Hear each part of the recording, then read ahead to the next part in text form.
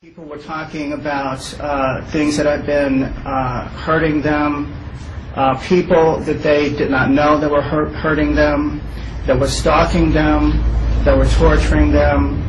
They had bruises, they had pains, they had their lives destroyed, they had people around them who did nothing 24/7 but torture and harass them.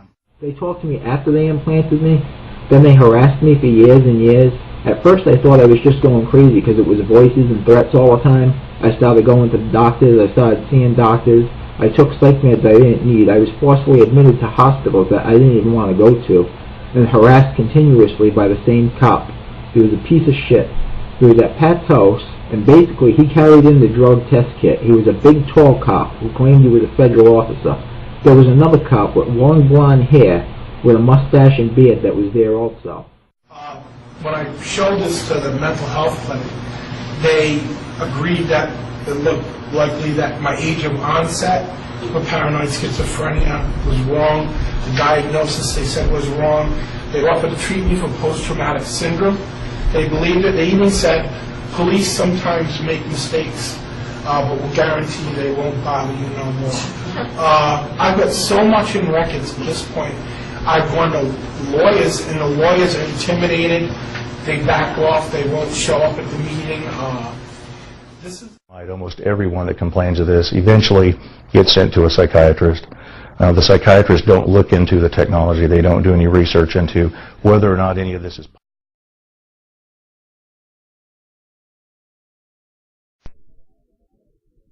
Psychiatry is today over a $300 billion industry without a single cure. And as more and more breakthroughs are promised by psychiatrists, their running total of sick, injured, and dead victims continues to escalate. Unprotected, it is the public, you, who must fend for themselves. Pays for about 2/3 of all the review of drugs. So in addition to the lobbying, the $200 million that James Steele talked about, there are direct cash payments under a 1992 law that the Congress unwisely passed. So we have lots of problems with this industry. It does a lot of good things, but is increasingly a menace in this country and abroad. As part of globalization, we've globalized human experimentation, and it's a pretty nasty business. I'm in pain 24 hours a day, 7 days a week.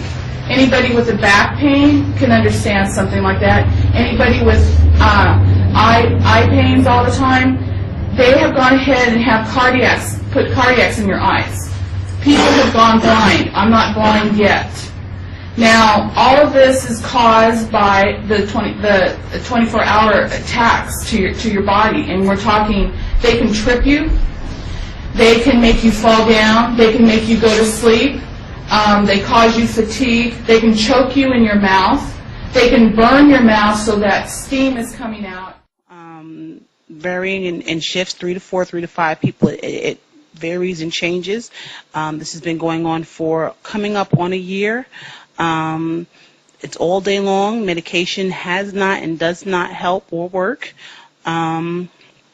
They are basically harassing me all day long for the purpose of reading my thoughts, reading my memories, mapping, I guess, whatever fluctuations or emotional memories or whatever it is that they're documenting or getting. I woke up today with EMF pressing on my head and somebody accusing me of crimes. When I played Julio Iglesias Jr. music, when I was playing the air, they would attack me. They're hitting me a lot on my anal area with the harp weapons as frequencies, which is a violation. And I started getting needle marks on my body twice a day. This has been going on since March 2005. I've been getting needle marks on me twice a day.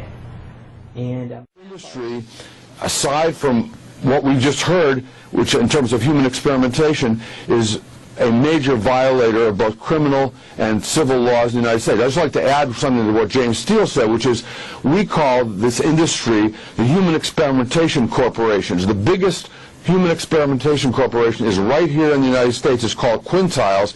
They do experiments for drug companies as quickly as they possibly can all over the world. We found an ad from Quintiles that says to the drug industry. We help you recruit drug-naive subjects in many developing countries. So this industry... Drug companies have used this myth to make billions moving vast quantities of psychotropic drugs into the bodies of unsuspecting consumers. The public has paid the ultimate price. An estimated half of all Americans who commit suicide are on psychotropic drugs. Annually, psychotropic drugs are estimated to kill more than 2.5 times more people than are killed by homicide. And who is entrusted with protecting the public against these dangerous psychotropic drugs? In the United States, it is the Food and Drug Administration, FDA, whose psychiatric drug advisory panels are dominated by psychiatrists who shuttle between the drug industry, academia, private practice, and government.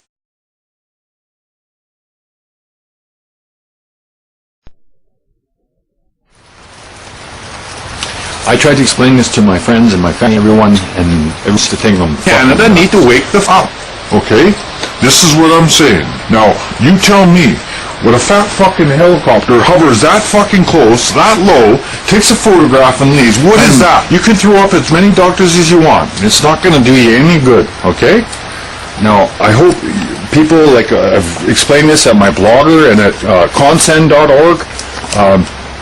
You have to understand that just because someone says a helicopter hovered over their home with the guy in a helicopter hanging out of it with a camera doesn't mean he's fucking nuts, okay? It could be fucking true. Especially when you throw in all the things that have gone on in his life, okay? And the phone calls he's made and the inquiries he's made into the government. And you need to understand this. That yes, gang stalking is real and true, and this is what they do to people who speak out, okay? Remember that. Remember, God loves you. They do this to a lot of targets like myself. No, electronic harassment as a whole with this surveillance is electronic surveillance. Turns the target, like myself, into a walking, talking piece of surveillance equipment. They have the ability to see through my eyes in real time, hear through my ears, everything that's said. And this was for top-level diplomats traveling abroad. I have no home to go to. I have no hope in humanity. I have no friends, no family. Everybody says I'm crazy or I'm on drugs, and you know, they count on that. They count on that to say you're mentally ill, to have you committed or incarcerated. They count on everyone turning on you so you'll commit suicide. I'm telling you. Part of this issue is that the U.S. loses control, the U.S. government loses control in these foreign trials. I think what surprised us the most about this whole story is that there have always been some foreign clinical trials. That, on its face, is not new. What astonished us was the speed with which this has happened. The statistics that Juan quoted there at the beginning come from an Inspector General's report just released this last year. But the speed of this has actually accelerated very much in the last 5 to 10 years. It's not just Western Europe. It's parts of the former Soviet Republic. Networking with other alleged targeted individuals. This is the result of being around this and that laceration of my tendons, which makes this arm not work so good anymore, due to going around alleged target individuals and not knowing who I was dealing with in reality. Just put it this way. Overt activism with covert warfare is not really going to work. So take that into consideration. I hope this was helpful. Good luck. You've really got to be very, very sane, because the game here is a chase after your sanity. And the last thing you need to have a sense of humor about, and this is the weirdest thing, but you've got to do it, because although you're not targeted specifically by the evilarchy because you're you, you have been given this experience by God because you are you. I'm sure there's maybe like a couple bad people out there who are aware of what's going on, but for the general part, I don't want to be like, oh, you know, my government is attacking me, because governments are composed of individuals. Most individuals out there are good people who want to do the same thing that I want to do, you know, go to work, take care of their families, that sort of thing. So I don't want to blame everyone in positions of power, but someone, somewhere along the lines, is abusing it.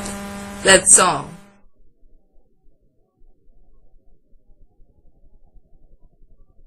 $200,000 Americans every year. The award-winning team of Don Bartlett and Jim Steele investigate the globalization of the pharmaceutical industry and the U.S. government's failure to rein in a lethal profit machine. Finally, the drug industry has become the biggest defrauder of the federal government, surpassing even the defense industry.